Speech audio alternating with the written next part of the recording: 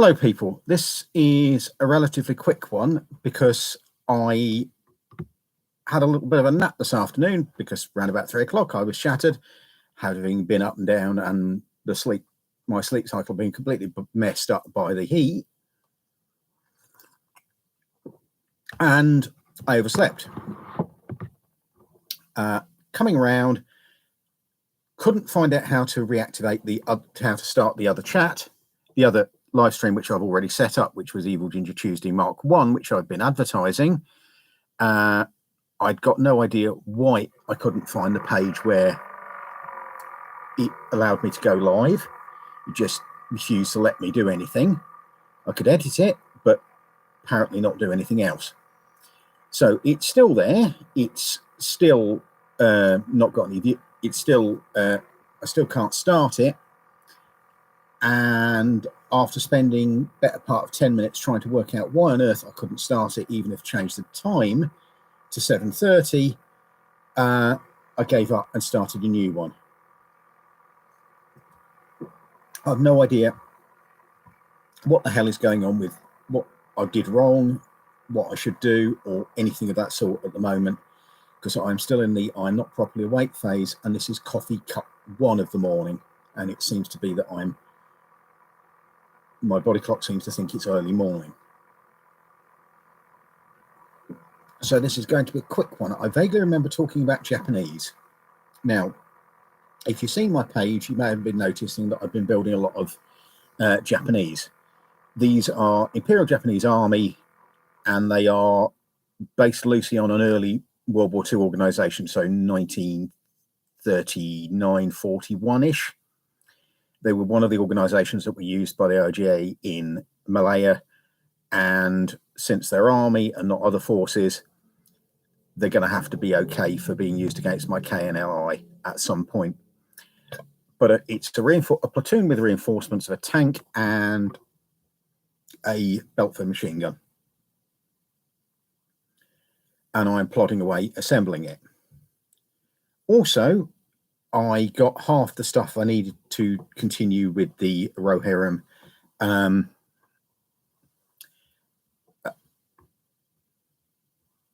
and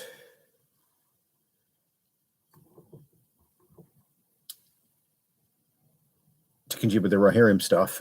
I got them in a put for doing the bases, but I'm going to need to get some more green stuff because I have not enough left to do all the filling that's needed on the cloaks for the Dunlendings. And there was a bit of an etymological discussion on the page about what the hell they were called. Men of Dunland, which in Old English would be Dunlendings or Dunlandings, either of which work quite ingas, meaning people of the Dunlands.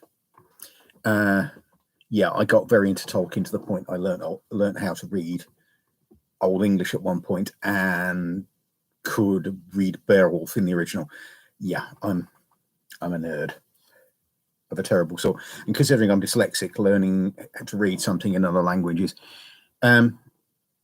even a distantly related one to your own, is quite the effort.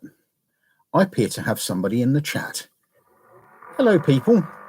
You are allowed to talk and join in, and I'm very sorry the original stream didn't happen.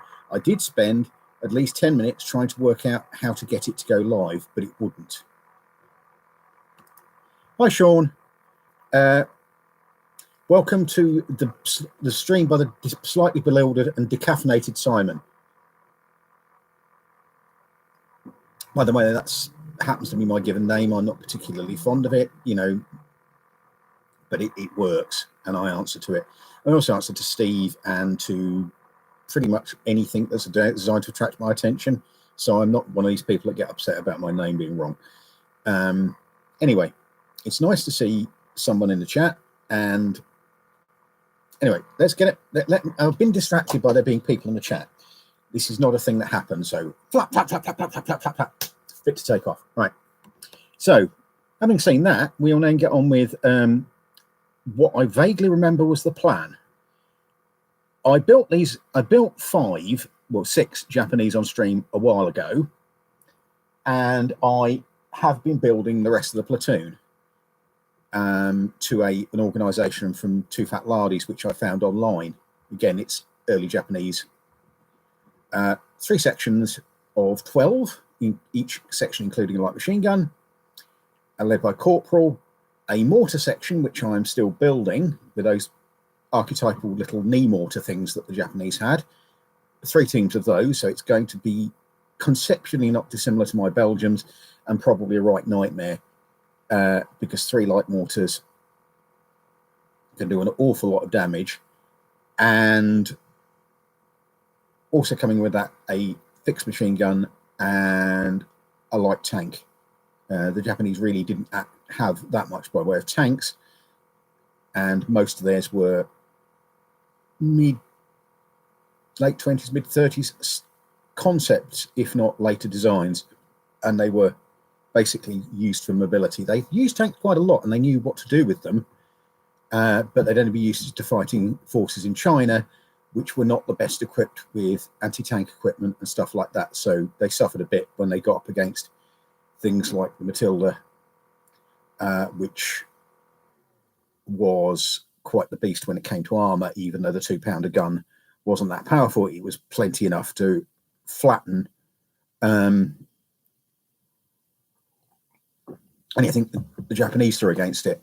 Furthermore, the British tankers, and for that matter the Australian tankers, had by 1941 quite a bit of experience on actual fighting, and they were always fairly intensively trained in the first place. So you generally got some nasty tank engagements, but it wasn't a tankers' war. The whole early part of the Eastern Pacific, the Near East, the fighting in Borneo and what's now Burma and into India, wasn't a tankers' war. It was a largely infantry war with tanks as reinforcements. Same goes with Java, as far as I can tell, though I'm still reading up on Java, because basically I didn't know I was terribly interested in them in the KNLI until Sander dropped some figures on me, which I'd show you now, but they're upstairs in the office, all lonely in a box. And their box is, it's got 5 in them. But as I've got about 50 more on order, it's probably going to be box full, especially if I include the vehicles to go with them. It might even push to 2. And it's going to be a thing that I'm going to be expanding on and doing on the web shop, so I will do Ready Painted Pink. Now, I know Sean, Stu, in the chat is very, very, very interested in Through the Mud and the Blood. Now, what is sticking up on here is a 15mm figure.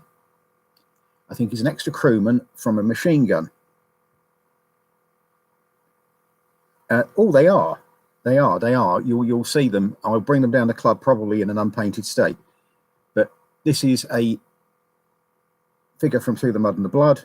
It's been dropped and probably needs a touch on the helmet, because there's a glint coming off the helmet on the camera, and I think that might be a thing. But I will be redoing this force in 28mm.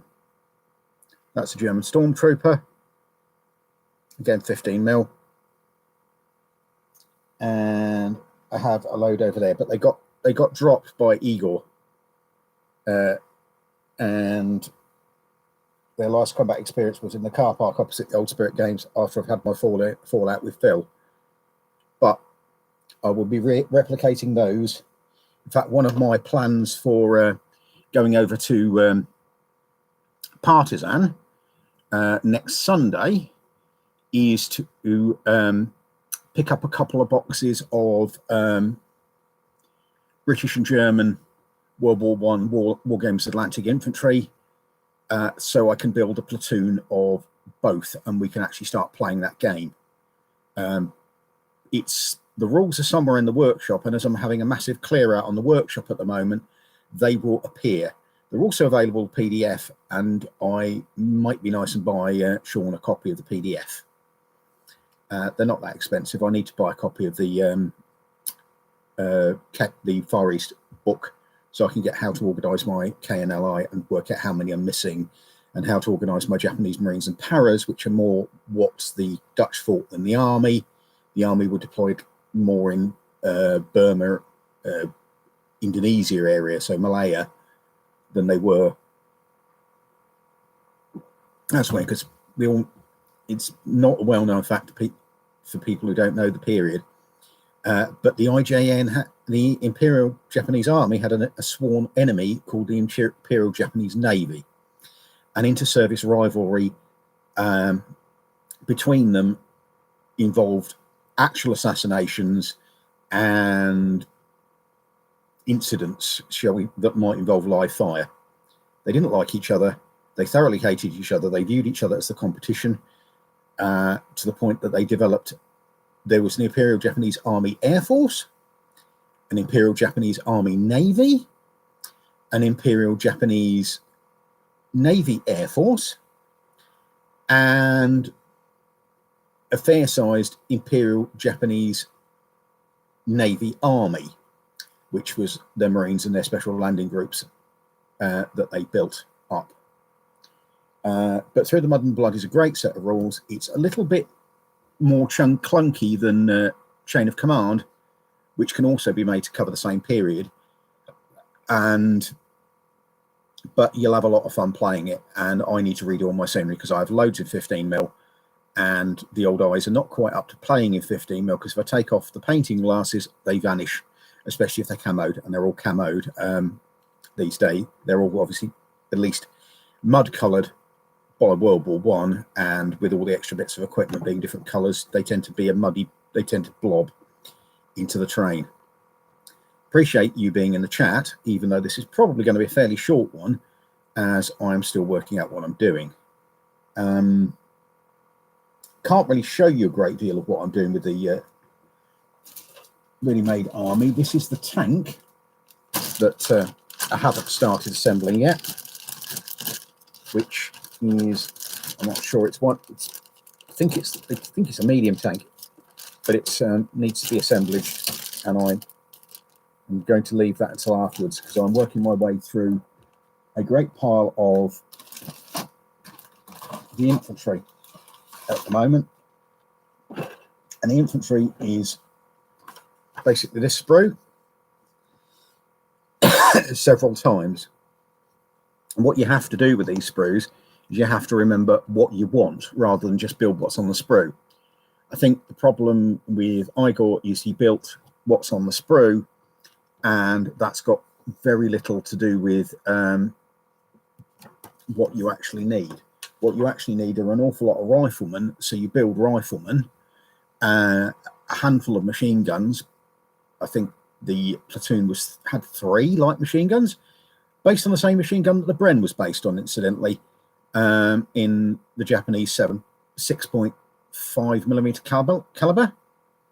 So it was a nice little machine gun. It was a bit temperamental because the Japanese managed to bodge it a little bit when they did the conversion and the ammunition, like the earlier machine gun of Type 11, needed oiling to stop it jamming on a regular basis, but it was still a reasonable machine gun.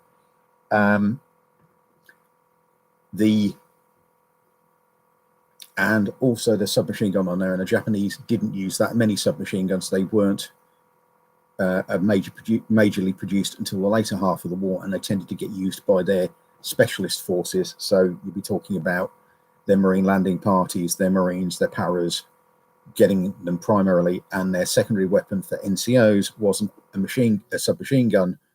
It was very much a rifle. So all of the NCOs that I'm building for Igor are rifle armed,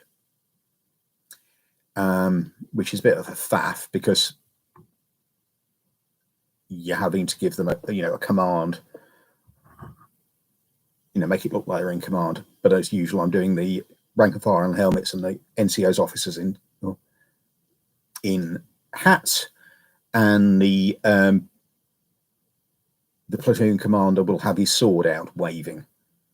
Though there's not an awful lot of evidence they actually use the swords that much in combat. They certainly use them for the traditional means that military for the last couple of 100 years had used them, which was for signalling and for, I'm an officer, you go over there sort of thing. So that was pretty much what they ended up getting used for. And as I say, I apologise for it being a rather short stream and me not having anything planned, but the idea was for me to be awake for a couple of hours before this happened and just ready to go. And I'll look forward to seeing people on Wednesday, and I'll look forward to taking people to Partisan. It will be a lot of fun. Just as a bit of advice to anybody that's ever net there, have a budget. Stick to the budget, because you can quite happily spend the rent at Partisan and then not notice. Anyway, I'm going to call it for now, and thank you very much for turning up, everybody. Hope you have a great evening, and I'm going to work up or where the hell I am, and then hopefully get on with some more work. Take care, and goodbye. Good night.